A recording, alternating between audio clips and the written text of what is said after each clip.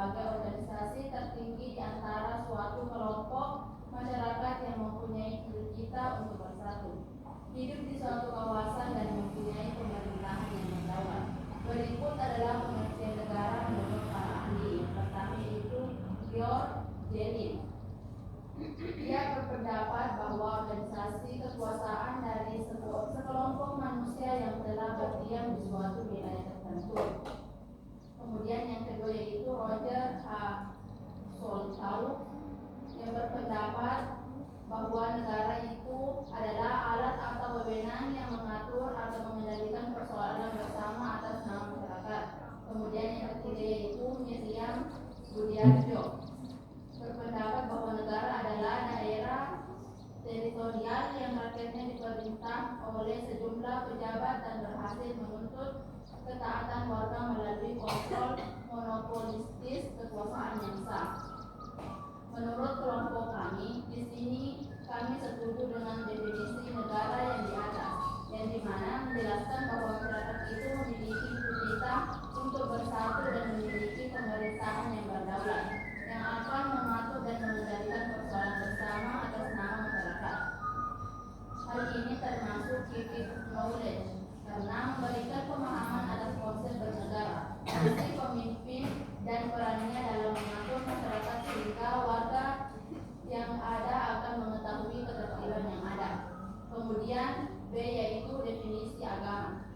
Definisi dan pengertian agama berasal dari bahasa Sanskerta. Agama dalam bahasa Latin disebut religion, dalam bahasa Barat sekarang bisa disebut religion dan religius, dan dalam bahasa Arab disebut din atau juga.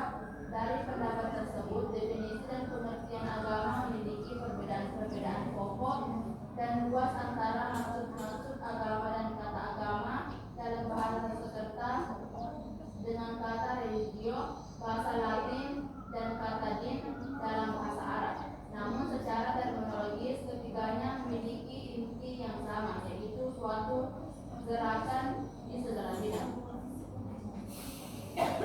Berikut adalah pengertian agama menurut para ahli. Yang pertama yaitu menurut Mufti Ali, mantan Menteri Agama Indonesia, yang mengatakan bahwa agama adalah percaya akan adanya Tuhan yang esa dan hukum-hukum yang menunjukkan kepada kepercayaan keputusannya untuk kebahagiaan hidup manusia di dunia dan di akhirat. Kemudian sedangkan menurut James Martini, agama adalah kepercayaan kepada Tuhan yang selalu hidup, yakni kepada jiwa dan kehendak ilahi yang mengatur alam semesta dan mempunyai hubungan moral dengan manusia. Di sini kelompok kami setuju akan pendapat tersebut, karena agama itu tentu berkaitan dengan kepercayaan adanya Tuhan yang Maha Esa dan hukum yang ditunjukkan darinya, yang diberikan kepada utusan-utusannya untuk kebahagiaan manusia. Dan juga menurut kami agama memberikan kepercayaan bahwa dunia ini ada yang mengatur dan memiliki hubungan moral dan dengan umat manusia. Kemudian bagian B yaitu teori-teori hubungan antara negara dan agama di Indonesia. Yang pertama yaitu teori integralistik. Paradigma integralistik yang dicetuskan oleh Spinoza, Adam Muller, dan Hegel. Ini menyusun sebuah teori bahwa dalam kehidupan berbangsa dan bernegara, peran dan fungsi negara tidak hanya sekedar menjamin seseorang atau golongan, melainkan juga menjamin kepentingan masyarakat secara holistik sebagai sebuah kesatuan. Kemudian yang kedua yaitu teori simbiotik. Menurut teori ini, agama dan negara berhubungan secara simbiotik, yaitu suatu hubungan yang bersifat timbal balik dan saling memerlukan.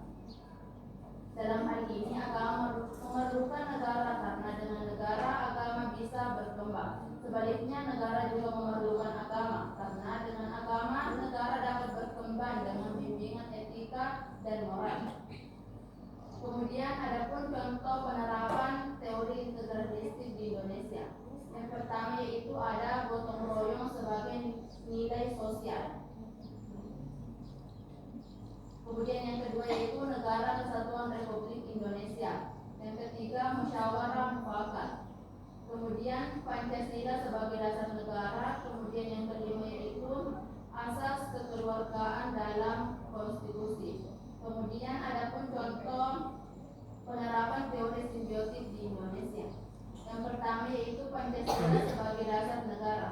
Pancasila khususnya sila pertama ketuhanan yang Maha Esa mencerminkan relasi simbiotik di mana negara Indonesia berlandaskan nilai-nilai ketuhanan. Kemudian yang kedua, keberadaan Kementerian Agama. Adanya Kementerian Agama merupakan contoh nyata negara memfasilitasi kebutuhan keagamaan warganya, seperti mengelola haji, pendidikan agama, dan rumah ibadah. Kemudian yang ketiga yaitu adopsi hukum agama dan hukum nasional. Penerapan nilai-nilai agama ke dalam perundang-undangan negara seperti Undang-Undang Perkawinan, Undang-Undang Wakaf, Undang-Undang Pengelolaan Zakat, dan Undang-Undang Jaminan Produk Halal. Kemudian yang keempat yaitu eksistensi pengadilan agama. Keberadaan lembaga peradilan khusus untuk menangani perkara perdata tertentu bagi umat Islam yang didirikan dan dilakui oleh negara. Kemudian yang kelima yaitu peran Majelis Ulama Indonesia. Fakta-fakta Majelis Ulama Indonesia sering kali dijadikan acuan oleh negara dalam merumuskan kebijakan yang berkaitan dengan produk atau aktivitas umat Islam. Kemudian dua contoh penerapan teori di Indonesia, kelompok kami setuju karena negara memiliki peran penting untuk menjamin kepentingan seluruh masyarakat secara menyeluruh, bukan hanya individu atau kelompok tertentu. Dalam menjalankan peran tersebut, negara dan agama perlu saling bekerja sama karena keduanya saling melengkapi. Negara mengatur kehidupan bersama sementara agama memberikan nilai etika dan moral, sehingga tercipta kehidupan berbangsa dan bernegara yang lebih baik dan seimbang. Baik, saya kembalikan ke moderator. Baik, itulah tadi presentasi kelompok 5. Apakah ada yang mau bertanya? Ada.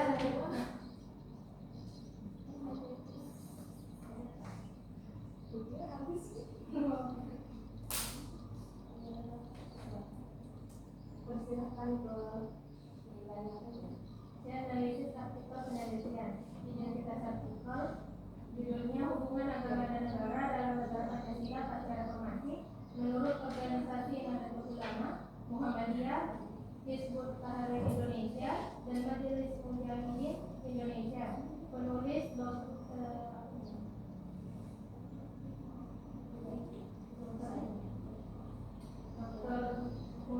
Toha SHMHD dan Dr. Yusdanu M. tahun 2014. Yang pertama, masalah dalam artikel. Reformasi di Indonesia membawa banyak perubahan besar dalam berbagai bidang, termasuk politik, hukum, ekonomi, dan hubungan negara-negara, agama dan negara. Meskipun membuka ruang kebebasan dan demokrasi, reformasi juga menimbulkan berbagai masalah seperti meningkatnya korupsi, ketimpangan ekonomi, konflik sosial dan agama, serta melemahnya persatuan bangsa. Di sisi lain, nilai-nilai Pancasila sebagai negara justru semakin jarang dijadikan pedoman dalam kehidupan berbangsa dan bernegara.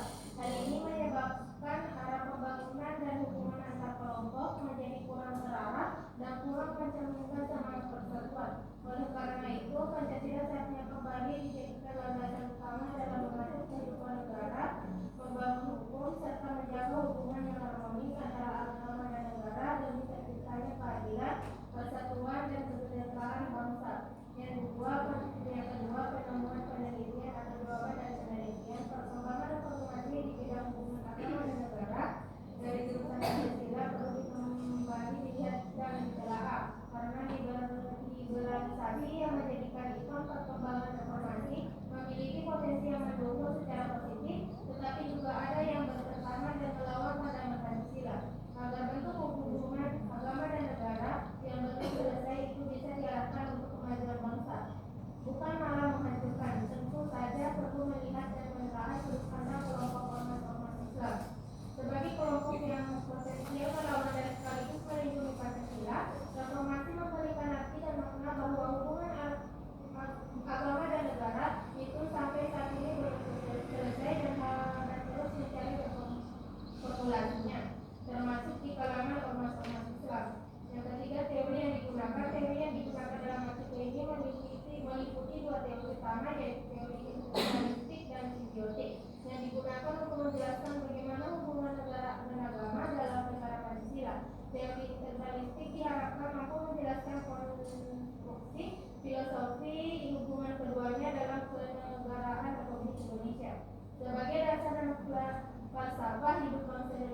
Pancasila dijadikan sebagai petunjuk dalam menjalankan aktivitas dan kehidupan di dalam segala bidang.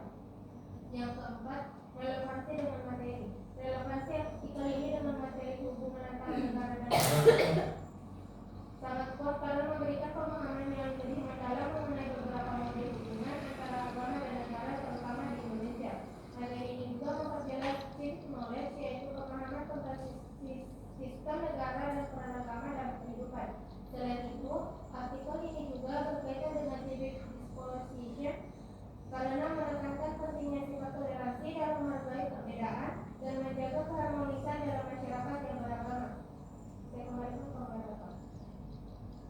Baik, itulah tadi presentasi dari kelompok 5.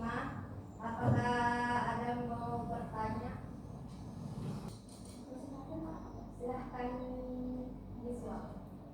Baik, terima kasih. Adapun pertanyaan saya yaitu, jika terjadi konflik antara nilai agama dan hukum negara, mana yang seharusnya diprioritaskan dalam sistem hukum Indonesia?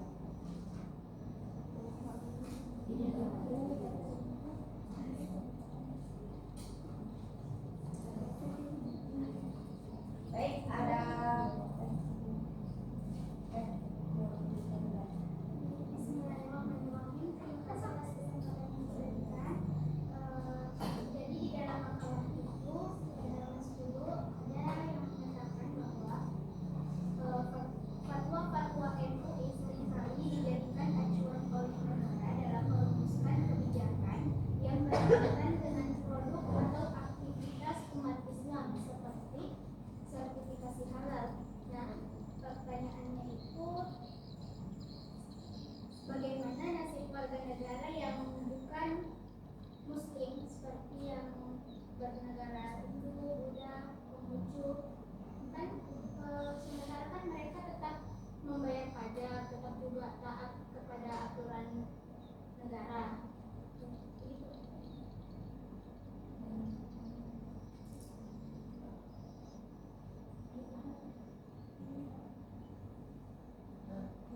baik, ada pertanyaan.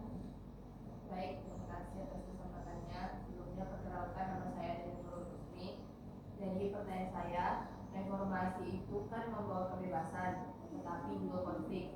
Apakah hal ini menunjukkan bahwa lemahnya hubungan antar negara dan agama?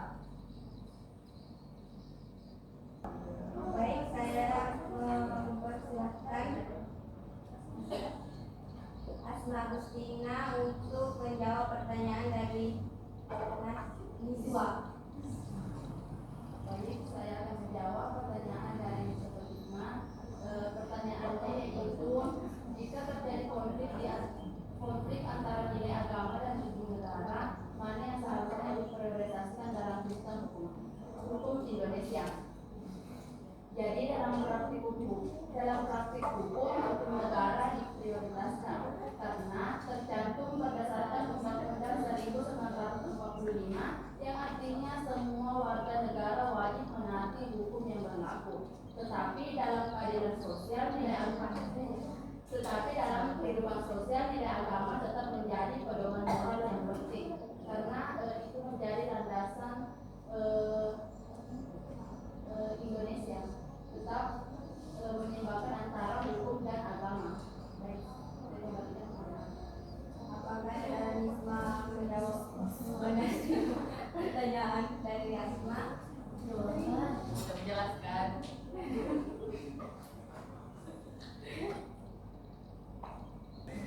Leila ingin menjawab pertanyaan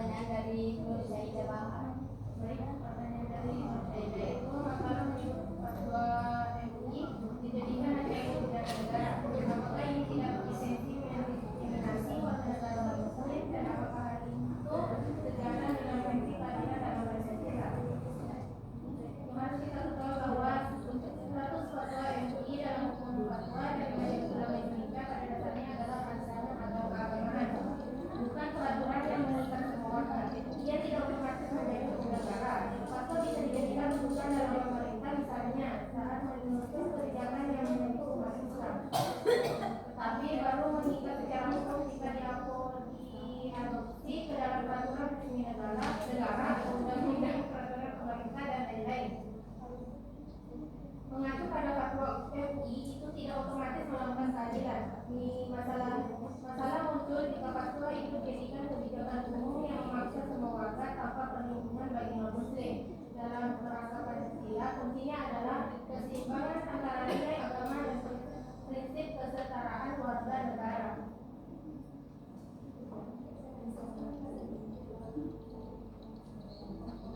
Baik, itulah tadi jawaban dari Sheila Yasul. Apakah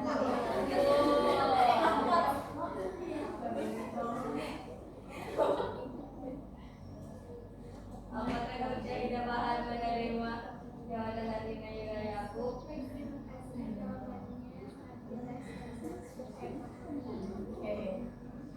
Terakhir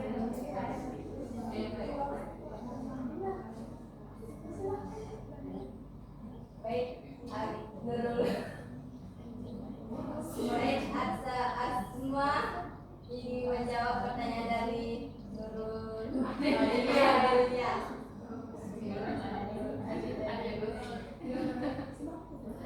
Ya, baik, saya menjawab pertanyaan dari Aditya Rusmi. Pertanyaannya itu, reformasi membawa kebebasan, tetapi juga konflik. Apakah hal ini menunjukkan lemahnya hubungan antara negara dan agama? Konflik di era reformasi lebih mencerminkan fase transisi menuju demokrasi yang lebih terbuka. Hubungan negara agama di Indonesia bukan lemah, tetapi terus diuji untuk menemukan keseimbangan antara kebebasan, keadilan, dan keberagaman. Baik, itulah tadi jawaban dari Asma Agustina. Apakah